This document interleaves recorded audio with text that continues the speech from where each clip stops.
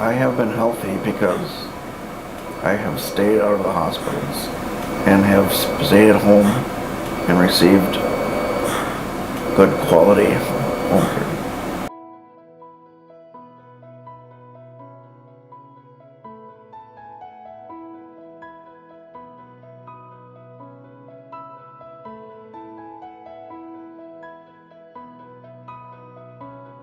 No equipment, no supplies, no vent means one place for us. Hospital living. He would have to live out his life in a hospital because he cannot go to a nursing home because of all his needs. It would be very sad.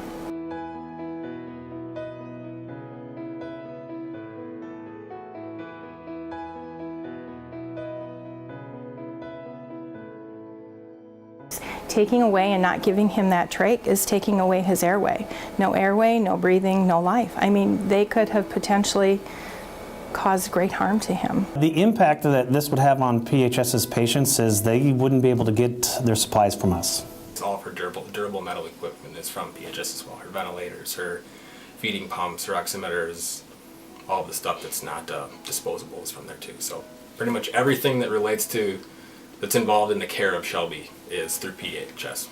You know, you may have saved $5 by not giving me that part, but now we're in the hospital. And when I turn on a ventilator at the hospital, it's $1,233 for that initial flip of the switch. As a respiratory therapist, I go in the room, patient like Patrick, I flip the switch, $1,233. At midnight, it's another $950. A 4-day stay in the ICU, which is where they have to go, patients can't go to general care. You're looking at $15,000. That's not talking to a doctor, that's not talking to a nurse, that's not having any labs, any nutrition, any of the things that you need. So your base cost going into a hospital is phenomenally expensive compared to what you would spend over the entire month.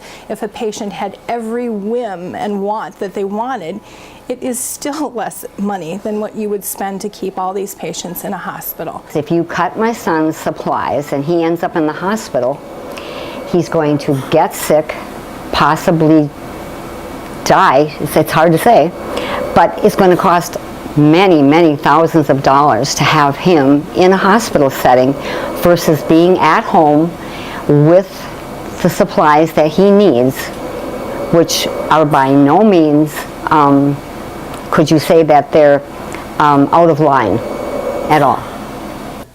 There is no give with competitive bidding in the Medicaid population. It won't work. Patients are not going to get the care that they need. They're not going to be able to stay at home. It's going to add an increased cost to the state's budget, and ultimately it's going to be the patient and the caregivers that suffer the most. Ultimately, we cannot adopt this pricing structure for the Medicaid population. It doesn't fit. Kids belong at home with their mom, with their dad, with their brothers or sisters, their pets, and their friends and their family. Here he's got family and friends. He's kind of the neighborhood ambassador when he goes out for walks. He's like Norm, everybody knows him. So it's amazing to be home.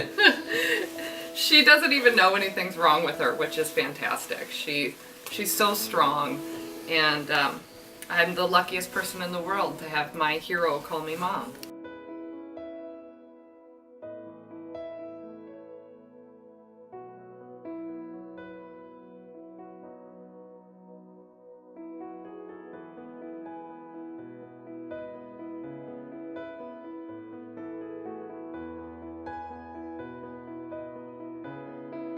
If I had to go without my supplies, I would not be sitting here talking to you today. I would die.